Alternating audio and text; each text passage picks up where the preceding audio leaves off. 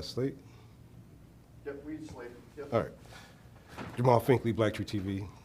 Such a pleasure to be here. Always, Jamaal. I love seeing you. I was excited when I seen you last night because I wanted to tell you that one of the journalists I brought through BlackTree, Rachel Scott, who Yeah. you might remember, just interviewed Trump at the NABJ, and Oh, yeah. her Richard. first interview was with you for BlackTree at Ride Along in 2014. Oh on my the cover, gosh. and now she's Look at her. doing her thing big, you know. Look, because of you. Like, Yeah. and you're always so not only consistent, but your questions are always so great, and you're just like a joy to sit across from. So same, and I'm not surprised. So that brings me to you. I know we all seen you on screen in 2010 and Stump the Yard, but you go back 20 years, 2004, you dating my best friend's date. Oh, yeah.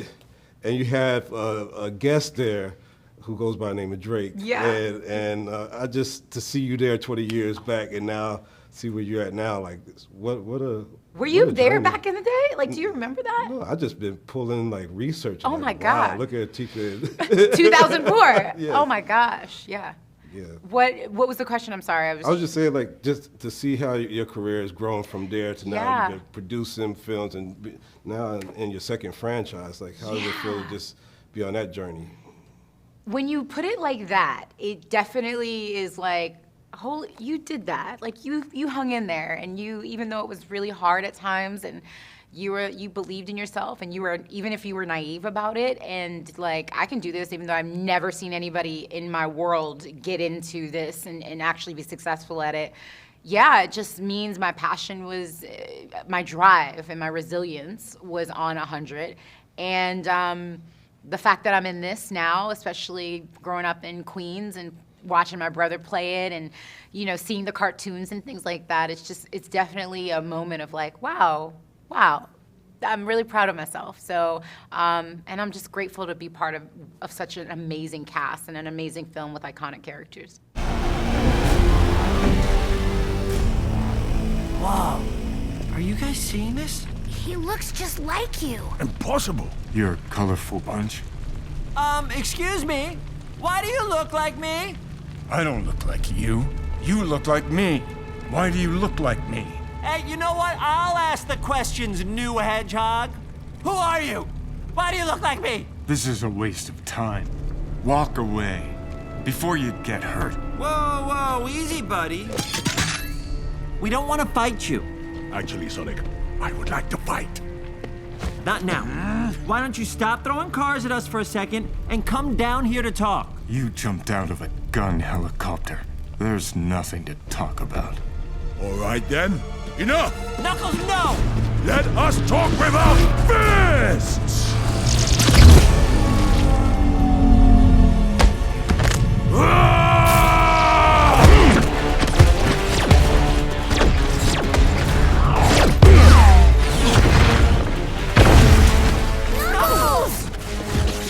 Knuckles, you okay? No, not really. Ow. Who is this guy? He is much more impressive than the hedgehog I fought previously. Dude, I'm standing right here. Now come on! You can't take us all at once.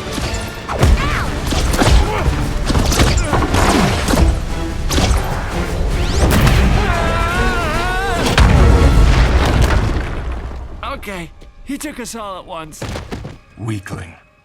I know the film speaks a lot about teamwork, and I wonder, like, for you and your personal and your professional life, like, how important is your team to you and making stuff happen? I mean, team is everything. I mean, you can't do everything by yourself. You can't be a million places at once. You need people who are going to have your back, front, and sides, right? And to me, the importance of trust and being there when somebody falls down and not walking away and picking somebody back up, but also being there for the wins and the losses and the in-betweens and the journey, really, is super important. And I love how Sonic 3 really, you know, pushes that, right? Like, it's almost like, I would say like candy for medicine or like broccoli wrapped in chocolate. It's like there are all these amazing themes that are for kids and adults quite frankly.